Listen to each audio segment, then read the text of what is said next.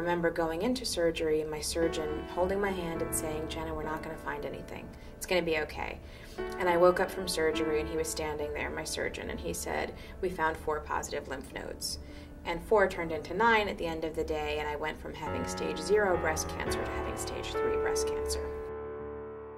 To go from in the morning, hi, I have a pain and a blood clot, to 4 hours later, you have an aggressive cancer, and you start researching, you're looking at numbers, and you suddenly realize your chance of survival is less than 50%, is a really hard thing to swallow. I didn't have any knowledge about breast cancer at that time, so I thought I am going to die soon. I definitely wasn't aware of the fact that young women were dying from it every year and how aggressive it was in young women and how it's a different disease. Like all of that, I feel like I had a crash course in breast cancer.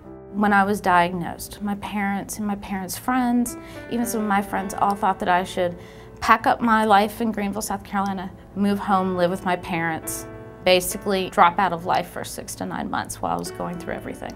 And I said, absolutely not. I'm going to keep working. I'm going to continue with my friends. I have a life, and I'm going to continue to live it.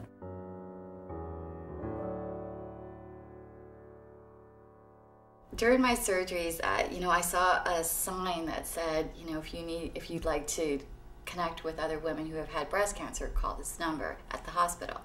So I did, and I was nicely sort of shooed away from the free support network group because they told me I had too much energy. And I think that was a euphemism for you're too young. You have women who are being diagnosed later because they're young, and they have more aggressive disease, and doctors don't necessarily know how to treat us. You combine all those things together and you can sort of start to see a picture of a very difficult situation. One day when I started to lose my hair and I was really freaking out, I had to go get fitted for a wig, and it was like all these things were changing, my body was changing, it was just like a crazy time. It was like when the disease really became reality for me. I decided that was the day that I was going to get in touch with the Young Survivor Coalition. I was like, okay, I need support, I need to talk to someone. The first time I really found people like me was when I went to the National Breast Cancer Coalition meeting, which was almost a year after my diagnosis. And YSC had a contingent of about 30 women there. And that was the first time I'd ever met anyone remotely near my age. They said, what are your concerns? And I said, well, 1, I'm trying to work full time. 2, I'm single. I just want to know a number of different things. And they literally connected me to random people who called me back and said, happy to talk. And it was great. It's horrible for anybody to go through breast cancer, but younger women do have different issues than older women. And you want to make sure that you get those issues addressed. It helped me sort of take control of the whole experience. The information that I got there was like invaluable, and I was able to make informed decisions when I went to see doctors. I just felt more confident about what I was going through, and for the first time actually felt like, okay, I could actually do this and be okay.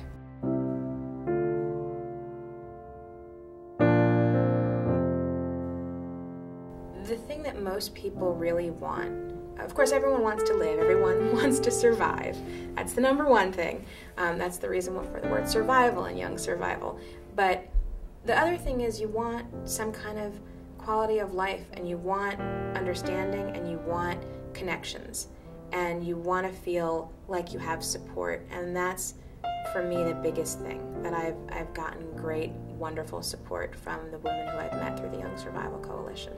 It's that feeling of having someone there that can support you, that understands exactly what you're feeling like on any given day. And we all come from very different walks of life. I mean, we have mothers, we have sisters, we have friends, but we all have this very intangible bond. I think none of us would necessarily choose to have the bond that we have, but I think that we all are so much more empowered as a group than we are as individuals. I've met some really amazing women that I know I will have in my life forever, so that feels really good. I think the advocacy is critical, because without that, there's no research. Without research, there's no solutions. If I could give back having breast cancer and never have had it, I would give it back in a heartbeat. But since I can't, I'm very thankful for the experiences that I've had and really meeting the people who I've met, because I've been really, really enriched by having them in my life.